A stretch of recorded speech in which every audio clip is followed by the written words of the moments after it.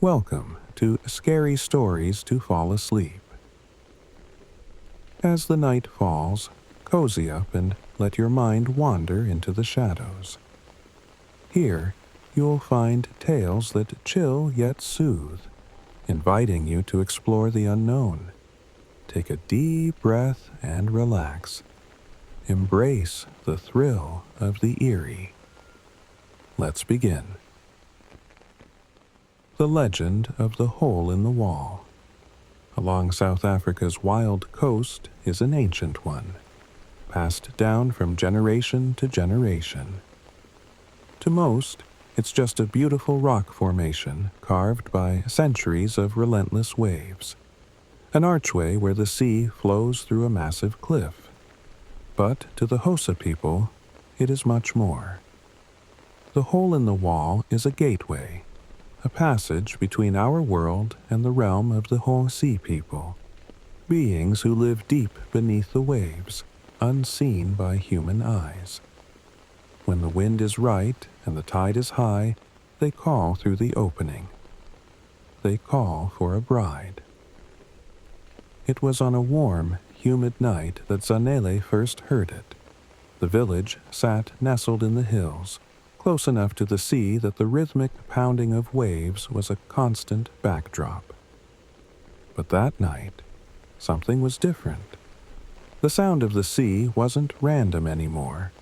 It was rhythmic, deliberate, almost like a voice. Zanele sat up in bed, her heart fluttering. Her grandmother had often told stories about the sea people, the old, dark beings beneath the ocean. They chose brides, luring them away from their lives, never to return. When they want a bride, they call to her, her grandmother used to say. Their song travels on the wind, through the hole in the wall, and she is drawn to it. She shook her head, pushing the memory away. Legends were just stories. But still, the sound gnawed at her, tugging at something deep inside. By dawn, she knew she had to go. Something was pulling her toward the sea. The hole in the wall was about an hour's walk from the village, through winding hills that grew steeper as she neared the cliffs. As Zanele approached, she felt the air shift. The wind swirled around her, almost like invisible hands guiding her toward the water. The hole in the wall loomed ahead, massive and foreboding. The sea surged through its dark maw, crashing violently against the rocks. Beneath the roar of the waves, Zanele could hear something else, something low and haunting. A chant. Her skin prickled as she stepped closer. The water churned with unnatural energy, and beneath it, shadows moved. Faces, pale, ghostly faces, rose from the depths, their glowing eyes fixed on her. The sea people. Fear surged through Zanele, and she tried to turn back, but her feet wouldn't move. The wind howled louder, and a voice, so close it felt like it was inside her mind, whispered, "Bride, come to us." Zanele's feet moved on their own, inching her closer to the cliff. A cold, slick hand brushed against her leg. She gasped, looking down to see a webbed hand gripping her ankle, pulling her toward the edge. More hands emerged from the water, grasping at her legs, her arms dragging her down. She screamed, thrashing against their grip, but it was no use. They were too strong. She tumbled over the cliff, her body crashing against jagged rocks before plunging into the icy sea. The cold pierced her like knives. The sea people surrounded her, their faces blank, their eyes glowing in the dark water. They whispered in unison, "Bride, you belong to us now." Zanele fought, but the hands pulled her deeper, away from the surface, away from the world of the living. Zanele was never seen again. Her disappearance haunted the village, but the elders knew the truth. The hole in the wall had claimed her, just as it had claimed others before. On stormy nights, some swore they could hear her voice carried on the wind. Others claimed to see her standing at the cliffs, her eyes glowing like the sea people who had taken her. But those who knew the old legends knew better. She was the bride of the sea now, bound to the ocean's depths for eternity. And every night, when the waves crashed against the hole in the wall, the village could hear it, the call of the sea people, waiting for their next bride, waiting for their next victim.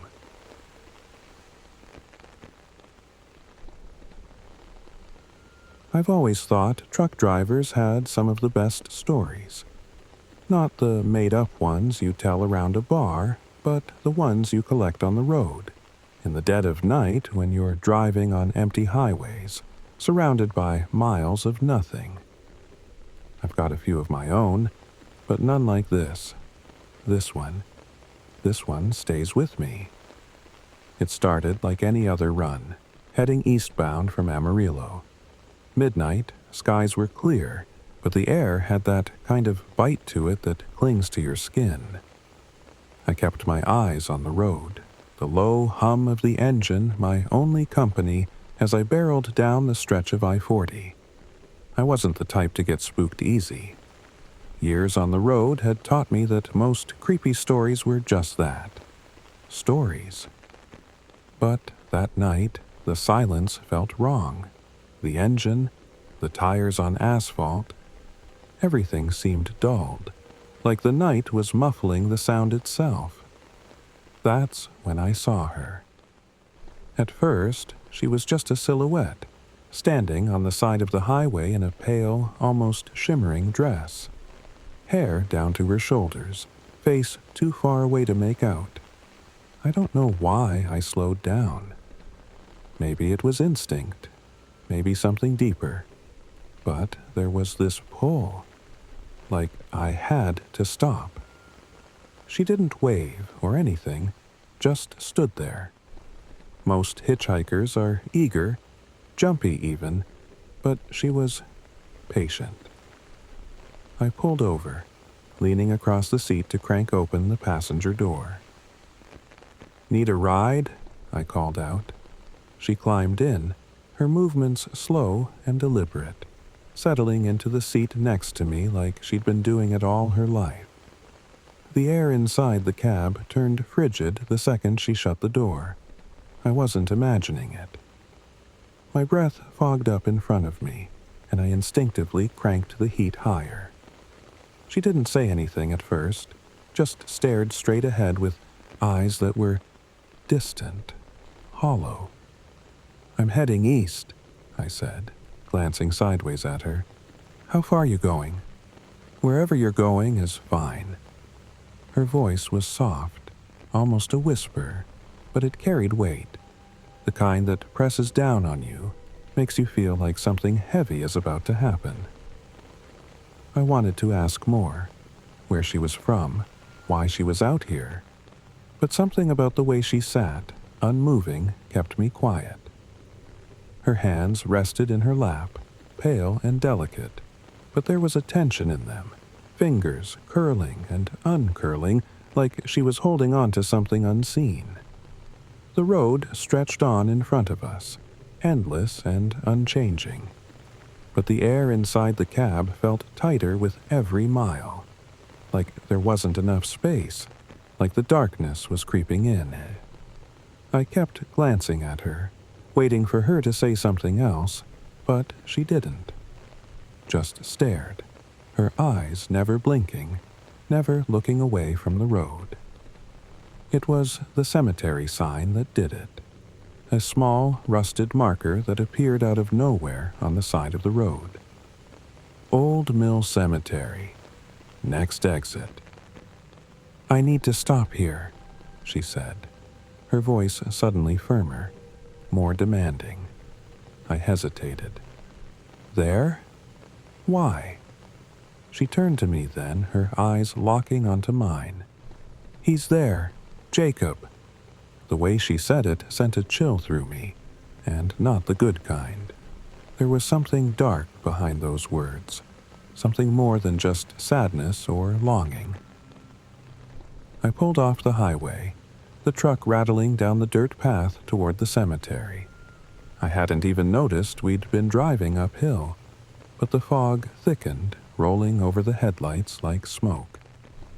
The cemetery was small, old, barely visible beyond the iron gate that creaked as it opened. She got out without a word, her pale dress fluttering in the wind, and I just sat there watching her. She stood by one of the gravestones, and for a second I thought about driving off, just leaving her there in the fog. But something held me back, maybe curiosity, maybe something deeper. When she didn't move, I stepped out of the truck, the cold hitting me like a slap in the face. "Who's Jacob?" I asked, though I wasn't sure I wanted the answer. Her voice was sharper now, almost brittle. He promised me forever. We were supposed to leave together, but he didn't show. I stayed quiet, the hair on the back of my neck standing up. The way she said forever didn't sound right. It was then that I saw it, her hand resting on the gravestone, her fingers tracing the name Jacob Matthews. "He left you?" I asked, though the question felt like a lie the moment I said it. Her lips twisted into something resembling a smile, but it wasn't sadness that flickered across her face. "I found him." The fog seemed to thicken around us, and I stepped closer to the gravestone, feeling something pull me in, something I couldn't explain.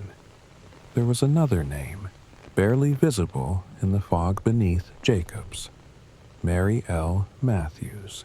The date under her name, it was today's date. I backed away, my heart pounding in my chest as I looked up at her. She wasn't staring at the gravestone anymore. She was staring at me. "I didn't want to be alone," she whispered, stepping closer. "But now, you can help me." I scrambled back to the truck, my hands fumbling with the keys as her voice grew louder, echoing in the fog. "Jacob wasn't supposed to leave me. He didn't understand. But you'll stay." I slammed the door shut, the engine roaring to life as I peeled out of the cemetery, the fog clinging to the truck like a second skin. My heart was racing, my breath coming in short gasps. In the rearview mirror, I saw her standing there, watching, the fog swirling around her like a veil. But as I looked closer, my blood ran cold. There was someone sitting in the back seat. It started as a playground whisper, the kind that kids muttered, half joking, half daring each other to believe. "Don't go into the girls' bathroom in the old wing," they'd say, "not if you're wearing pink." Of course, no one really believed it, until Lindy vanished. It was the last week before midterm exams at St. Cecilia's, one of those old boarding schools, all ivy-covered brick, where you could almost hear the echoes of generations of students. The new building, with its white walls and bright classrooms, felt safe. But the old wing, it was different. Quiet. Too quiet. The bathrooms there were barely used, the tiles cracked, the stalls older than anyone cared to remember. Lindy didn't care about any of that. She had her favorite pink cardigan, and she wore it everywhere. She even teased the others about it, twirling around and laughing, "I'll be fine. Pinky Pinky doesn't exist." But one rainy Tuesday, she left class to use the bathroom and never came back. They searched everywhere. Teachers, staff, even some parents combed the entire school, the grounds, and the nearby woods. But there was no sign of her. It was like she had disappeared into thin air. The students didn't talk about it in front of the teachers, but in the dorms, in the hallways, there was one name that everyone whispered: Pinky Pinky. Some said she was a ghost. Others swore she was a monster, half human, half something worse. But they all agreed on one thing. She came for girls who wore pink. Nosifo felt the absence of Lindy more than anyone. They'd been best friends, practically inseparable. Nosifo had been the one laughing the loudest when Lindy joked about the cardigan, but now, every time she passed the old wing, her stomach twisted into knots. There was something wrong about that place, something she had ignored for too long. It was around the third night after Lindy's disappearance that Nosifo started having the dreams. Lindy, standing in the bathroom, her pink cardigan torn and dirty. Her face was pale, and her lips moved, but no sound came out. Yet Nosifo always knew what she was saying. "Come find me." She couldn't get the dream out of her head. It followed her, pressing on her thoughts until it became unbearable. By the end of the week, Nosifo made up her mind. She would go to that bathroom. She would look for Lindy. She put on the pink scarf Lindy had given her on her last birthday. Her fingers trembled as she tied it around her neck, but she told herself it was just the cold. The old wing felt different at night, darker, almost suffocating. The corridor stretched endlessly, the flickering fluorescent lights barely cutting through the shadows. She paused outside the bathroom door. Her heart pounded, her hand hovering over the handle. For a second, she thought of turning back, but Lindy's face flashed in her mind, her voice, that same dreamlike whisper. "Come find me." Nosifo pushed the door open. The bathroom smelled damp and old, like it hadn't been used in years. The tiles were yellowed, the lights flickering as if they could go out at any moment. She stepped inside, her shoes echoing unnaturally loud. She called out, "Lindy?" Her voice barely carried. Only the water dripping from a leaky faucet answered her. Then, a faint shuffle, like something dragging itself across the floor. Her pulse quickened. She couldn't tell where it was coming from. One of the stalls creaked, just slightly, like a door swaying in the wind. She turned towards the farthest one, the one that was always locked. It wasn't locked now. The door swung open just a crack, revealing only darkness behind it. She swallowed hard, stepping forward. Every nerve screamed for her to turn around, to run, but she couldn't. She had to know. She reached out, pushing the stall door fully open. Nothing. Just an empty stall, the tiles cracked, the toilet long unused. She let out a shaky breath, feeling the tension start to leave her body. Maybe it had all been in her head. Maybe she had imagined the whole thing. Then she heard it. A voice, barely a whisper, but it was there. "Why are you wearing pink?" Nosifo whipped around, her breath catching in her throat. The mirror above the sinks had fogged over, but through the condensation, she could see a figure behind her. It stood hunched, its skin raw and blistered, its eyes dull and wide. It moved, slow and jerky, like it hadn't walked in years. Nosipho's legs felt like lead, but she forced herself to move. She sprinted toward the door, yanking at the handle, but it didn't budge. The sound of scraping filled the room, and when she glanced back, the figure was closer, its twisted smile spreading wider. She kicked the door, harder, again. Finally, it flew open, and she stumbled out into the hallway, her scarf slipping from her neck. She didn't stop running until she was outside, gulping in the cold night air, her heart racing. They never found Lindy. And after that night, Nosipho never spoke about what happened in the bathroom. But the story grew, passed down year after year. No one wore pink at St. Cecilia's anymore, and no one, not even the bravest of girls, dared to go into the old wing alone. It was one of those nights that crawled under your skin. A thick, wet fog hung over Elkhorn, Wisconsin, weaving its way through the skeletal trees along Bray Road. My car's headlights barely cut through the haze as I pulled into the gravel lot. The crunch of the stones beneath my tires felt muffled, like the earth itself was holding its breath. I got out, pulling my jacket tight against the cold that seemed to seep into my bones. The smell of damp soil rose in the air, and somewhere in the distance I heard what might have been the wind, or something else. I'd come out here because of the legend. The beast of Bray Road, a creature whispered about in hushed conversations, often dismissed as myth by those too scared to admit it might be real. But the stories, bloodless livestock, the way people described seeing something just beyond the edge of the woods, those stories had brought me here. I had to know if it was more than folklore. I hadn't even been there 5 minutes before I met Hank, a local farmer.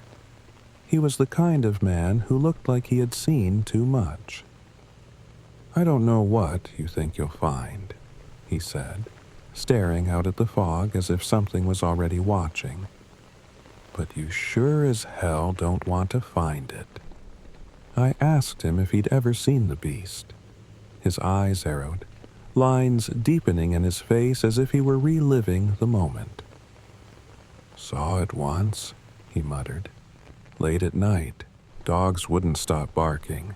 When I went outside, there it was. Not like any animal I've seen.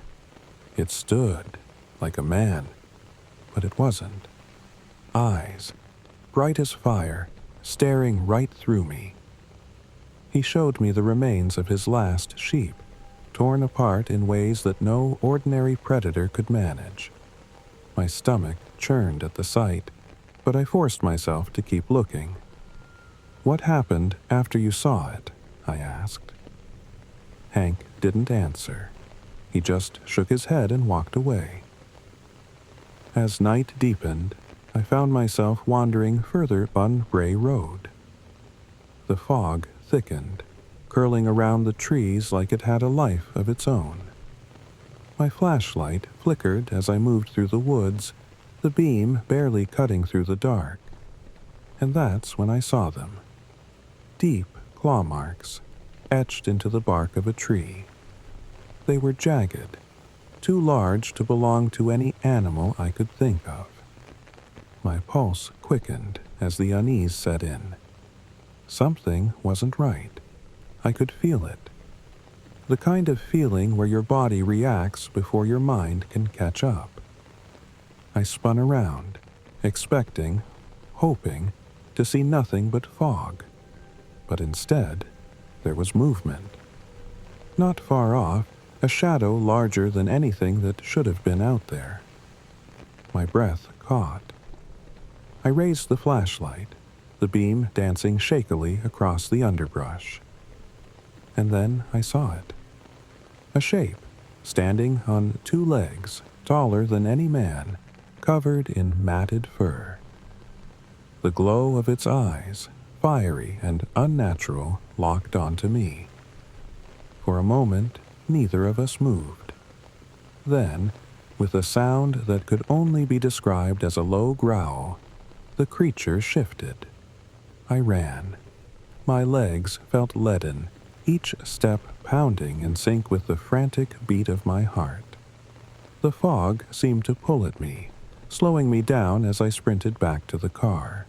I could hear the heavy thud of something large running behind me. Closing the distance faster than I could, I reached the car, fumbled with the keys, and threw myself inside just as something slammed against the side of the vehicle, hard enough to rock it. For a second, I thought it would break through. The beast's fiery eyes stared at me from the other side of the glass, filled with a predatory hunger that I'd never seen in any living thing. Then, as quickly as it appeared, it retreated into the fog, disappearing without a trace. The next day, I met with Dr. Emily Hart, a cryptozoologist who had been investigating the beast for years. Her small office was filled with maps, photographs, and files, each one hinting at something darker than mere folklore. "You are not the first," she said, her voice low, almost too calm. "And you won't be the last. But what you saw last night, it's more than just a creature." I raised an eyebrow. "What do you mean?" She leaned forward, her fingers tapping lightly on a faded file. "There were rumors, decades ago. Government experiments, genetic manipulation. Some say they were trying to create the perfect soldier. What if the beast isn't just some legend, but a result of something we did?"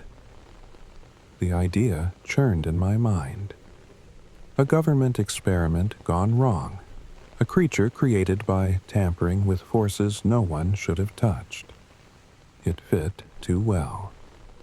The disappearances, the mutilations, the sightings that were becoming more frequent. We decided to try and document it, to get proof. That night, armed with cameras and bait, we returned to Bray Road.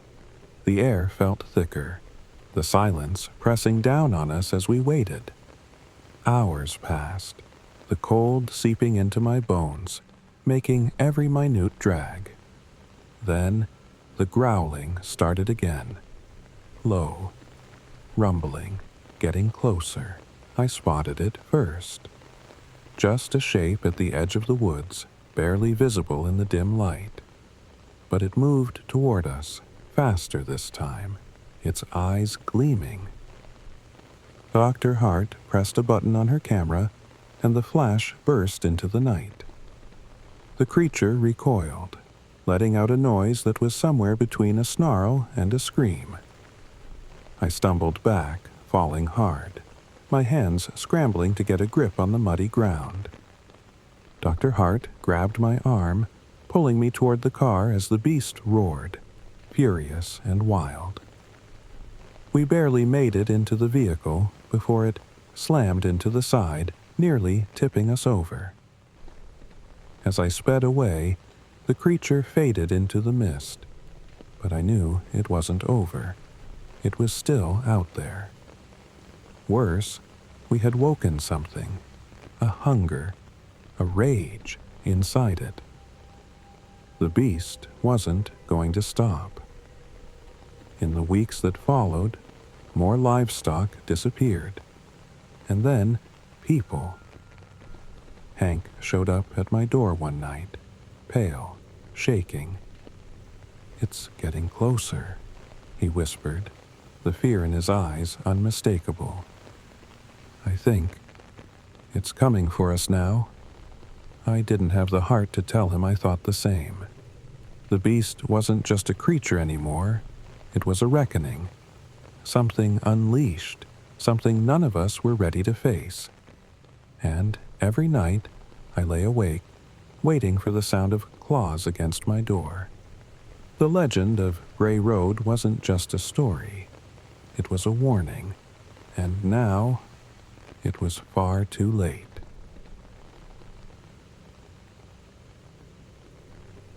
West Virginia, The Curse of Mothman. Point Pleasant, West Virginia, wasn't the kind of place you'd expect to stir up much trouble. Quiet, small, where the biggest excitement most weeks was the high school football game. But one cold November evening, I found myself standing outside a worn-down diner, the kind that clung to the 60s in both style and clientele. The buzzing neon sign flickered, almost rhythmic. It was just a quick stop on my way back to my motel, but instead of the comfort of a hot coffee, I was greeted by whispered warnings and nervous glances. The Mothman, yeah, they were talking about him. They called it a local legend, but there was more.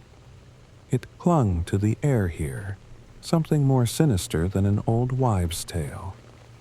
My notebook was crammed with frantic scribbles, stories about the Mothman that I'd heard all day. Descriptions always started the same. Big, winged creature with glowing red eyes. The kind of thing you'd laugh at if it didn't leave such a heavy silence behind. "Are you really going to follow this?" My editor's voice crackled through the phone earlier. "I'm telling you, it's just old folklore, a distraction." But he didn't get it. I wasn't here for fun, wasn't here for tall tales. The deeper I dug, the more I felt the weight of something real, tangible. There were too many stories that ended in hushed tones and quick glances toward the sky. I made my way toward the old library, its brick exterior worn and tired. Inside, the scent of dusty paper filled the air, pages yellowed with time. I spent hours combing through articles, stories from the 60s about strange sightings, all leading up to the collapse of the Silver Bridge in '67. 46 lives gone in an instant. Some survivors swore they saw something, a shadowy figure hovering above the bridge just before it came down. And suddenly, this wasn't just folklore anymore. It was real, and it left bodies behind. I was still piecing it together when a voice interrupted my thoughts. "You're looking into the Mothman, aren't you?" The man was older, his face lined with years of wear, eyes sharp despite the age. I nodded. "You believe in him?" His gaze flickered toward the window, then back at me. "It's not about belief. I've seen him. Not once, multiple times. He's not a monster. He's a warning." "A warning?" I couldn't keep the skepticism out of my voice. "Yeah," he replied, lowering his voice. "You're messing with something you don't understand. He's trying to show us what's coming."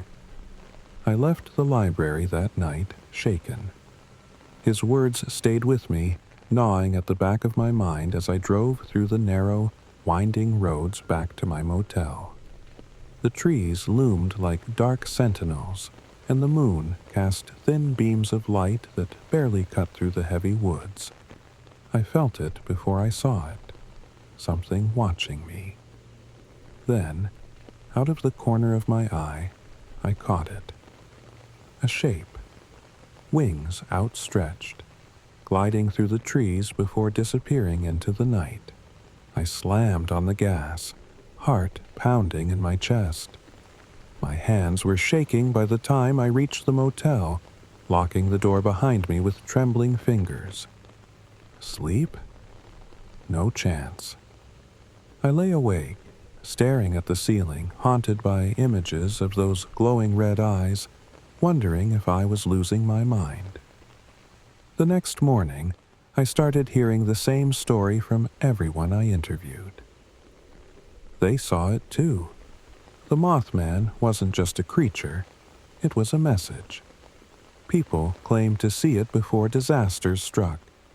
It was like he was reaching out, trying to make us listen. It was the evening of my third day in town when I decided to visit the old Silver Bridge site.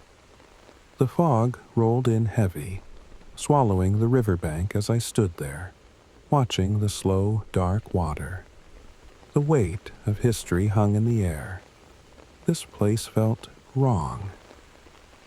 I pulled out my notebook, trying to capture the thoughts swirling in my head. Then I heard it, a faint rustling behind me. I froze, slowly turning around. And there he was, the Mothman, larger than life, standing in the fog. His wings folded, eyes burning like embers.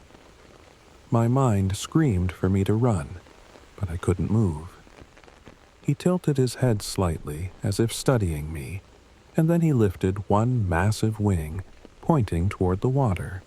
I followed his gesture, squinting through the mist. Beneath the surface, something was there. Something dark.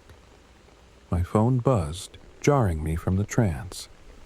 It was an emergency alert, storm warnings, severe, dangerous, moving in fast. I glanced back at the Mothman, realization hitting me like a punch to the gut. He wasn't here to hurt us. He was warning us. The storm wasn't just bad weather. It was disaster, and it was coming straight for Point Pleasant. "What do you want me to do?" My voice shook as I spoke, but the Mothman didn't answer.